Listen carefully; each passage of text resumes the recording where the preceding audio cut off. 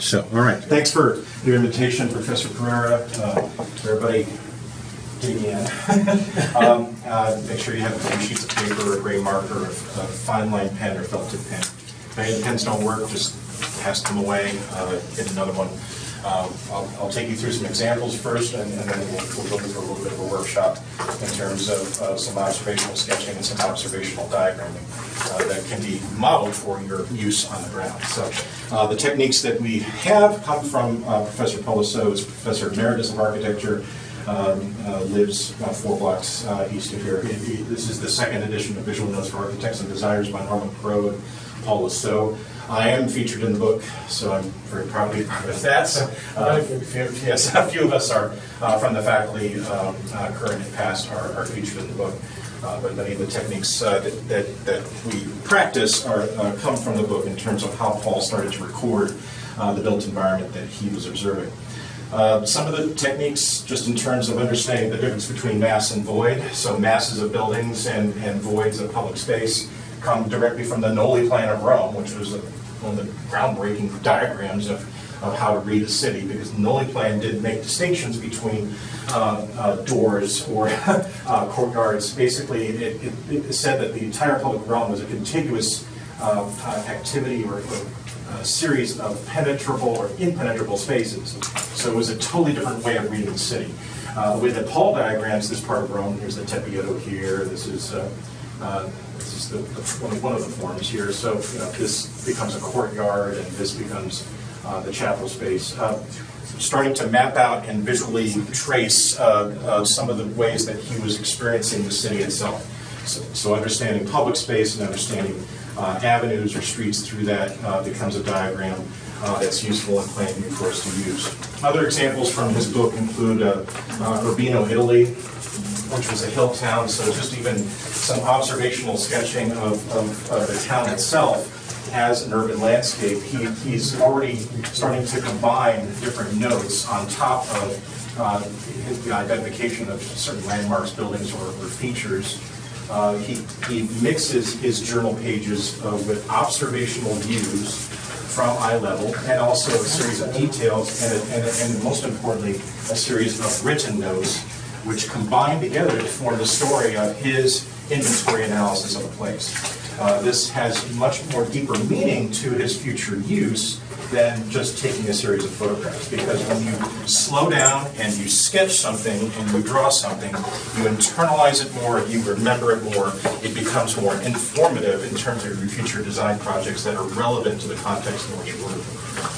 Other diagrammatic formats may take on the form of more of a zoomed out version. So these are sketches that he did in his field journal that may have been taken directly from a paper map.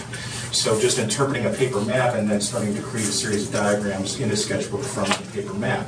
If you have access to Google Maps when you're in the field, then you have that georeferencing available to you as well. That becomes part of your sketchbook journal hopefully as well. So this larger zoomed out versions of things may rely on technology or in the form of paper maps. This figure field is just the masses of buildings versus streets versus corners, and he's taking on a series of notes here as well, just to identify the major parts of the city and understand different districts from one another. Here's an exploded diagram, which is interesting because he is concerned about how the city lays upon the landscape itself. So an Italian hill town and Greek hill towns are much different than towns here in Indiana, which typically are flat. But by pulling it apart, he's using the same logic of an exploded axonometric or an exploded diagram that we would use for furniture or buildings to understand the components and pieces and parts. He does that here to help better understand how people arrive at the city, how people go up the hill, and how people arrive at different landmarks that are there. So some of the same logic we use for other drawings and other presentations, he's using here to analyze the city itself.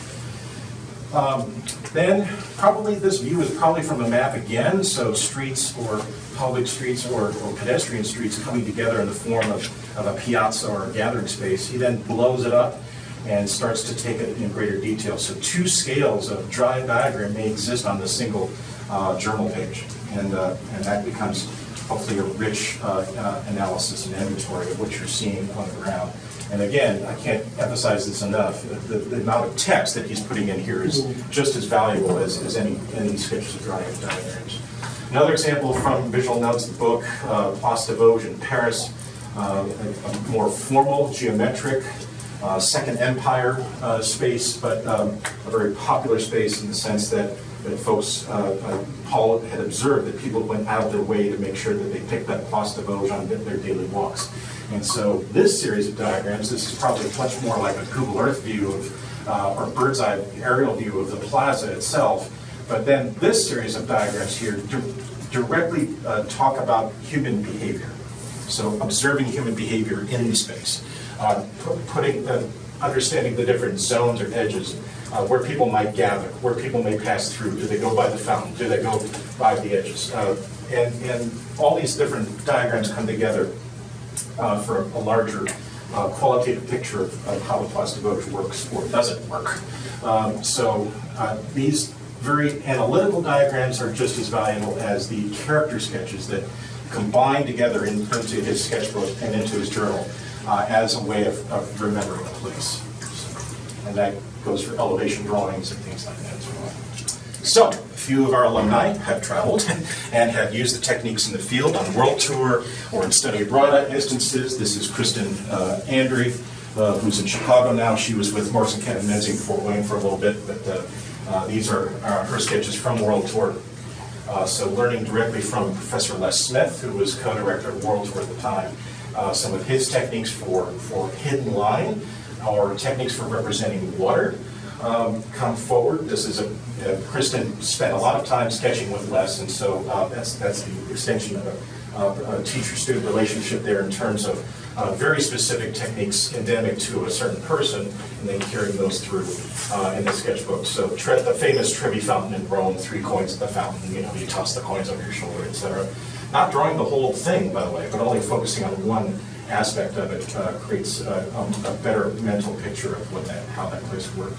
Some of her sketches from Ephesus, the amphitheater at Ephesus, passageways or human scale spaces as well as larger grand spaces, plan view drawings that use tone and line weight to create emphasis around the specific space, lots of text notes. So Bangkok is definitely probably going to be part of your study. We're sitting here. So a plan view drawing that looks kind of like a figure ground or figure field, but uses tone and line weight to start to distinguish landmarks and public space against each other. Sections. Kristen studied as an architect, so she's interested obviously in the building massing and sections and relationships of interior to exterior, combinations of plan view drawings and section drawings, solar gain or solar shading, different details that led to different microclimate aspects in the very hot Singapore, right? Pretty hot there, yeah. So over to Finland, World Tour covered a lot of ground in those days, and so these are sections through specific buildings that they visited. This is a church in the rock, it's a Lutheran church in the rock in Helsinki versus the Helsinki University Chapel. So starting to line things up, but again, this loose, compact, but uninhibited combination of plan and section existing on the same page. Andrew Green, formerly known as Andy Tarson, a BArch graduate from middle 2000s. He spent a semester at the DIS, our partner over in Copenhagen, and so those of you who would like to spend a semester in Copenhagen, please look into that. We do have a relationship with them again. After a few years lapsed. So do check out their summer programs or fall semester programs in urban design, urban studies, or architecture, furniture, graphic design, others. He's currently in Sausalito. So these are pages from his sketchbook. Again, the combination of map view, plan view, and basically a street elevation. So you may have had a paper map with him, and he's sketching down the specific relationships between public space and landmarks or buildings or chapels or things like that in this part of Copenhagen. This sketchbook page is interesting because you could actually turn it 2 or 3 ways and get it differently like that, But again, this combination of figure ground or plan view with street elevation and even character sketches can combine together into a rich journal page. There it is. Yeah, okay, so I did put this in here. So there are a couple different ways you can look at this page and get different information about this specific plaza in Copenhagen. My friend Mohammed has been teaching at Oklahoma State for the last 40 years. He's native Jordan and was a partner also at a visiting scholar at Sarja recently. This is his kit. This is a folding watercolor, mobile watercolor set that folds up entirely. And so a good messy watercolor set is a good set. That's where you're understanding the difference between warm and cool color. You're not mixing, cross-mixing, things like that. These watercolors might be the field set itself, which are dry watercolor, but they also might be a tube watercolor that he's placed into the set. But this thing folds up into a tiny little box that fits into his pocket. And he's generating stuff like this. So this is really, again, a meditative type of drawing that really starts to record sometimes specific experiences of specific places. When you sit down and you draw something like this, as opposed to just taking a photograph, you start remembering things more vividly. Specific smells, the bird song of specific birds, specific experiences of the microclimate, people that you may meet along the way. Every time I sketch in the field, by the way, I meet people. Okay, they're like, what are you doing? And so it starts a conversation, and it's a way of breaking the ice and starting to have conversations with the locals. And they can teach you amazing things about that place. And so sketching opens the door for that. For his less formal looking drawings, he uses a leather-bound sketchbook with graph paper because the graph paper gives you a little bit of guide, if you will. Now, there's different types of graph paper. There's dotted graph paper, which is my favorite because I get distracted by the lines. But notice how he's using the grid of the graph paper to set up the sketch and to set up his lettering and to set up different zones in the sketchbook. And he's got a glue stick too because he takes tickets and stubs and little scraps of things and he pastes those things directly into the sketchbook. Okay, so the sketchbook becomes an active, living document of memories, of text, of sketches, and of other things that you collect along the way. Ticket stubs and things like that are also helpful. So, and to the point where he's even taking other pieces of paper and pasting them into the journal itself. So, and here's even a dried flower. So, a little roll of tape or glue stick, if they let you have that on the plane, is helpful for allowing the journal to become a living document. Okay? That's good. Mohammed always photographs the pen over it because once you share this to Instagram, now no one can steal it. Okay? Little details like that. So Mohammed either puts his reading glasses on top of the sketch or he puts the pen on top of the sketch. And now he can post that to social media without somebody stealing it and selling it. So that's proprietary, copyright, artistic license, those sorts of things. But those are little tricks of the trade, if you will, that you can see here. You know, no one can steal it from social media and sell it as their own. So you see how that works? It's little details like that. So, and others. So for finding maps, here's the American University Sarja map that he just pastes right in. He starts to use that as reference for some of his other sketches, and becomes part of the permanent journal. So he's jumping scales, he's jumping media, he's doing map view, he's doing perspective view, he's doing sections, all those sorts of things. Another friend of ours, graduate of our program, and mutual friend of Mohammed, Emily. She's originally from Carmel. She did her BS here and then did her master's at Clemson in healthcare. So a very specific master's degree in healthcare architecture. She's now with HOK. So this is her with taking the umbrella and sticking it into her backpack. Okay, so we have different ways of dealing with the weather. I'm not sure where she stuck it because the backpack's there. She's got the umbrella somehow connected to her person. Let's put it that way, to protect the sketchbook page. Other techniques, Les Smith used to take a gallon Ziploc bag, would put the sketchbook in there, and even if rain was falling on the Ziploc bag, his hands could still move underneath the Ziploc bag. Anything that worked that allowed him to keep sketching. So no excuses for the weather, as some of our travelers have said. So you can see the similarity between Emily's work and Mohammed's work. So she picked up the graph paper idea and uses the graph paper as a guide, and you can Photoshop all that stuff out. And again, combinations of detail, foreground, no-ground, background, combinations of different media, whether that be fast watercolor or a couple of color pencils, pencil and pen. Now, there's nothing sacred here. You develop your own voice when it comes to that. You can see some post stuff done in Photoshop here as well as before she posts to social media. But these are some of her pages that take on parts of maps that include ticket stubs or things like that. The Italians do these wonderful maps that actually where you can start to identify specific buildings. So if you have paper maps available to you, just cut them up and paste it right in. You can see how she's basically integrated this part of the map right into the sketchbook page. So living documents, that's how I want to characterize it. This is Genoa. She's just pasted in this part of the port of Genoa in this project by Renzo Piano, which used to be part of the old port, part of Antico, now part of an event space there. Some reverse inverted stuff as well. Liz Steele, one of the founders of urbansketchers.org. She is from Sydney, and she's traveled all over the world 2 or 3 times. She's a feature at each of their Urban Sketchers Symposia, and a correspondent with Urban Sketchers. So this is her kit. Every Urban Sketcher that's part of urbansketchers.org has to share a photo of their kit. And you can see the new Pentel water pen. These came out of Japan a couple of years ago, where there's water in this reservoir here, and you squeeze it out, and you wet the brush, and you can pick up the watercolor and then contact it directly to the sketchbook page. Very portable, very effective. You don't have to clean the brush or anything like that.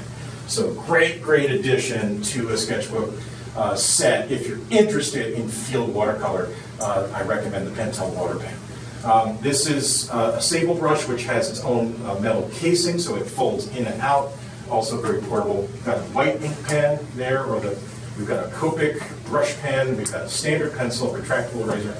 Just interesting for each of these different correspondents or sketchers and urban sketchers.org to take a look at what their sets look like, fountain pen, etc. But this is her work, and again, it's no sketch is sacred. It's full of notes, right? It's full of observations. It's full of stuff. Okay, so nothing is sacred. So when it comes to a particular sketch that has some information versus another. And she's going back and forth between pencil, ink. She's using colored pencil to lay out the thing first, and then ink over it, and then some either marker, colored pencil, or watercolor on top of that. Combinations of details, perspectives, and plan view. And of course, she's got some pretty good writing too. She's a practitioner of the fashionable lowercase number.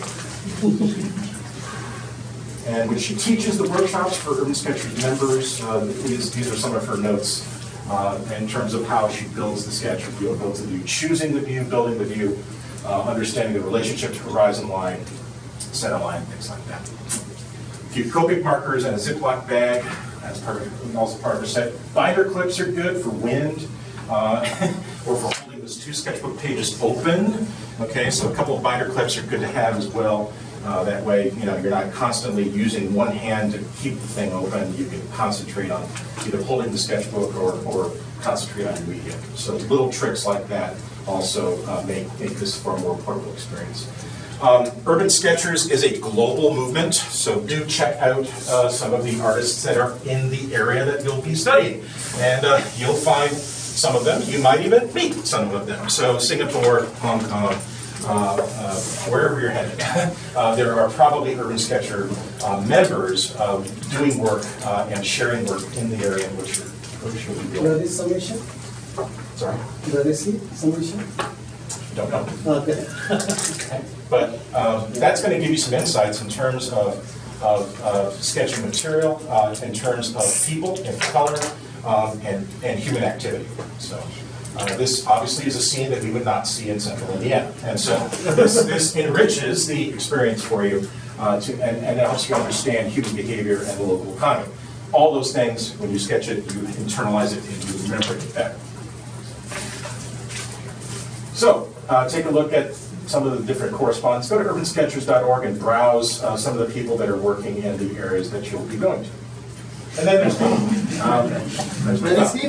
I don't know. He's from the old West End in Muncie. Okay, so this is us. This is Capitalia 2005. This is Professor Spodek, myself, and 22 cranky college students in one of those beautiful places on earth.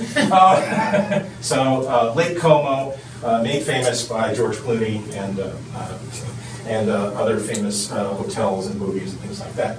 Well, we got there, and there was no printer, there was no computer, there was no server, there was no box, there was no internet, nothing. So we're like, well, how are we going to do this? And we're like, let's go old school, my friends. Trace paper and colored pencils and some pens. Let's go. Because this medieval city, these medieval villages, were extremely difficult for Americans to understand. There's no street grid. So every intersection, every node in the community was totally different. And we didn't understand how any of it worked. So we got out and we sketched. And that helped us understand the relationship of districts, neighborhoods, this huge convention center, the lake, the old city, the new city, and then eventually the corridor roads that led back to the town of Como and later Milan. And so we got out, we diagrammed every single intersection because Italian traffic is nuts. And we didn't get it at first until we sat down and we drew it. And finally we could understand how these roundabouts work, how their parking worked, how their approaches worked, how their entries and exits into properties like the convention center worked, so that we could actually study the buildings that were in this part of the town. We were there to study former worker housing and former factory sites for a former silk factory, sort of the birth of the silk industry in Milan started here. And so this was an amazingly notable historical significance. On top of that, the convention center had a draw of hundreds of people for events there. Tori Amos actually performed there while we were there. There's a 5-star hotel just over here. George Clooney's place is 10 miles north. So different things were happening on the ground, and we had to basically figure it out with the sketches and how these intersections work, how traffic worked, how people arrived into the town, and where they went from there. So fast plan view sketches like this, fast observational eye-level sketches here that combine diagramming language and representational language.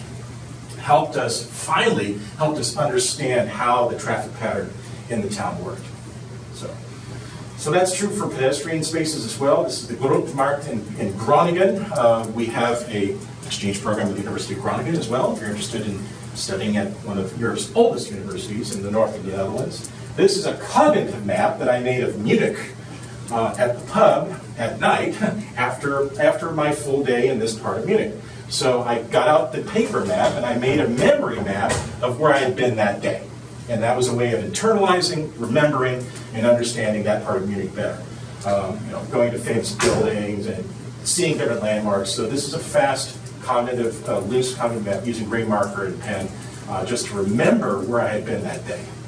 This is Benny, so a combination of detail, plan, and section coming together on a single page.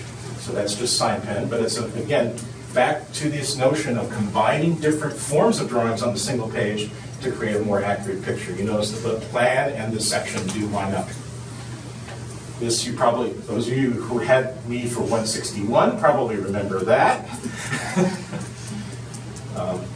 And then this notion of loose eye-level sketches that combine diagrammatic views and loose marker, not making it a sacred sketch by any means, but actually telling us something about what we're experiencing and what we're seeing.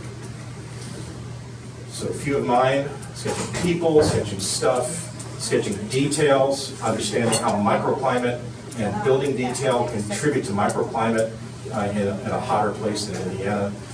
Other historic things. So isolating details from greater things also helps us understand them better. Furniture, sleeping students, hotel rooms. Just sketch every hotel room you're in. That in itself is a way of remembering and grounding yourself in place and understanding how those things work. So I was intrigued at least by this particular hotel chain, and so they had a different way of laying out things. And so we just got into the habit of sketching our hotel rooms on this particular trip.